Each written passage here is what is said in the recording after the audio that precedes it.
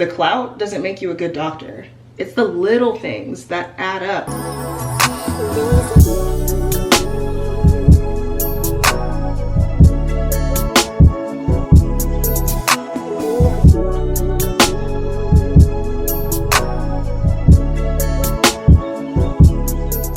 Hey guys, and welcome back to another Hey Dr. Helene. So in this video, we are coming back for part 2 of lessons that I learned from my first year of residency. The residency secrets that nobody tells you about. And so if you're new here, I'm Dr. Helene. I'm a board certified emergency physician. I'm a content creator, and I'm also a wellness advocate. And if you did not watch part 1 of this video, I want you to stop right here, go and watch part 1, and then come back to this one. What you're gonna hear about in this video is the hardest parts of residency that nobody talks about, how the pandemic shaped, honestly, all of my training and the doctor that I've become, lessons I carry as an attending today still, and the real impact of imposter syndrome, burnout, all of that stuff wrapped into this video. So go ahead and click that subscribe button below, comment this emoji so that I know that you are tapped in, and go ahead and click that bell so that you do not miss any of my future videos. Let's get into it. So we're gonna pick back up at number 7. Again, if you didn't watch the first video, go and watch that one first. I went and got my braids redone. Yes, I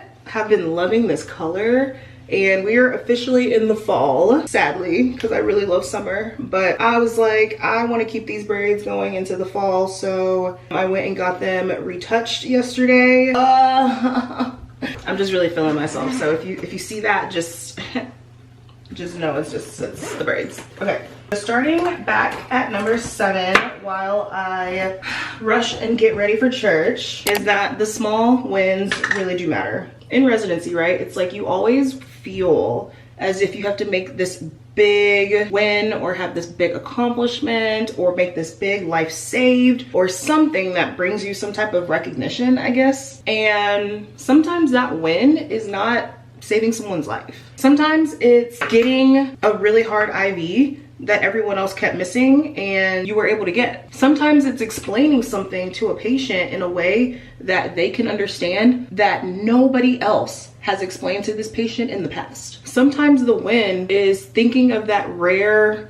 disease process or something rare that you put on your differential diagnosis that ended up being the case for that patient. So don't compare yourself as a good doctor to, are you doing these big things that no one else is doing? Because that doesn't make you a good doctor. The clout doesn't make you a good doctor. It's the little things that add up that truly make a difference in someone's life that I believe make you a good doctor. Taking that extra time to console a patient after delivering bad news, that's what makes you a better doctor. Those are the things that you should emphasize, and those are the small wins that truly matter. Number 8, you will miss out on life, and honestly, it hurts. Residency is a sacrifice. Birthdays, holidays, weddings, vacations, and that's hard. But it's also made me cherish the times that I do get to spend with my family and friends because I truly go into those wanting to make the most of it. And it's okay to feel that. It's okay to be sad that you missed Christmas this year with your family, or that you missed a family vacation, or that you missed some type of event that you were looking forward to for the longest. But know that you're not the only one. And honestly, your co-residents around you are also missing those things as well. And it sucks. And it really does suck. And it's okay to recognize that. You don't have to hide the fact that you're sad that you had to work on Thanksgiving instead of going back home. But just know that your residents, your co-residents around you are making those same sacrifices. And it's okay to lean on them when you feel down about it. Ooh, okay.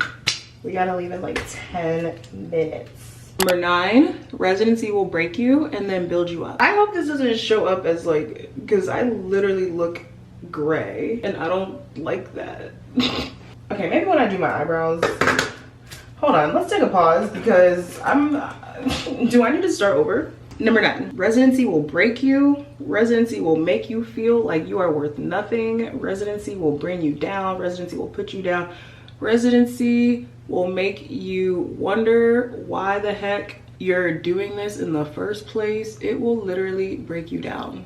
But it somehow does this weird thing of building you back up. Like, there were days I had to just get out, walk away from the department and take a walk. Like, there were days that I felt numb. There were days where I honestly couldn't even hold in my emotions and they just all burst out like vomit, like while I was at the computer doing notes. Like, residency is such an interesting time in your life. But then there were also days where I felt unstoppable. I felt like, oh my gosh, I am an amazing doctor in training. I was meant to be here. I belong here. And so residency will strip you down.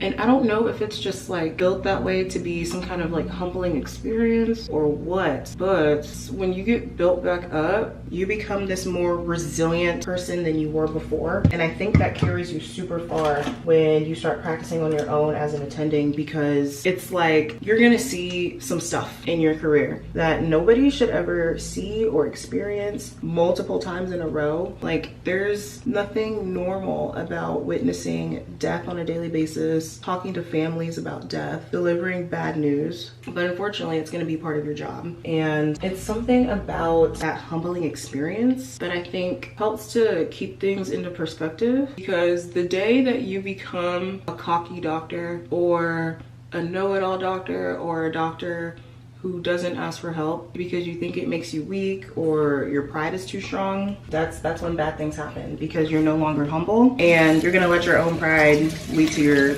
downfall. And I strongly believe that. So if I don't know something, if I have a question about something, I am the first one to ask. I am the first one to look it up, because there is no trophy for pretending to know it all by any means. So, you know, residency is definitely humbling, but it builds you into this resilient physician that I think is a necessary build that needs to happen. And number 10 is something I learned, is that you are truly becoming the doctor that you dreamed of in this experience. Even on the hardest days, even on the hardest nights, even on the hardest weekends, I knew that this was what I was working towards. This is why I was doing this. And residency, you know, it felt impossible at times. Like, why am I leaving work at midnight and coming back at 6 a.m.? Why am I going to the hospital by 6 a.m. and then leaving at 7 p.m. that same day? Like, it literally is so hard and exhausting and tiring. However, every shift that I worked, it molded me into the physician that I am today. And how terrible residency was, I wouldn't be the same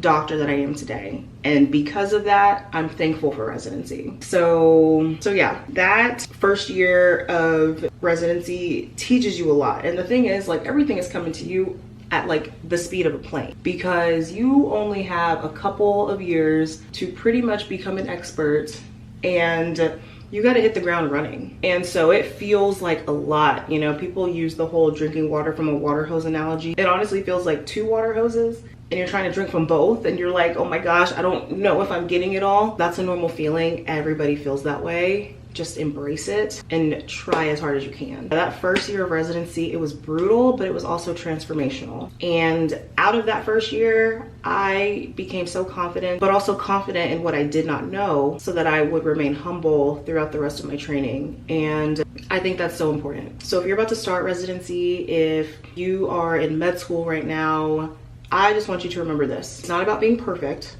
It's about learning, it's about growing, and it's about finding your voice as a doctor. So drop in the comments what's one lesson that you learned from your training that you want to share that has truly impacted you now, whether that's in medicine, whether that's in school, or whether that's just in life itself. And don't forget to go ahead and like this video, subscribe below, and I will see you in my next video.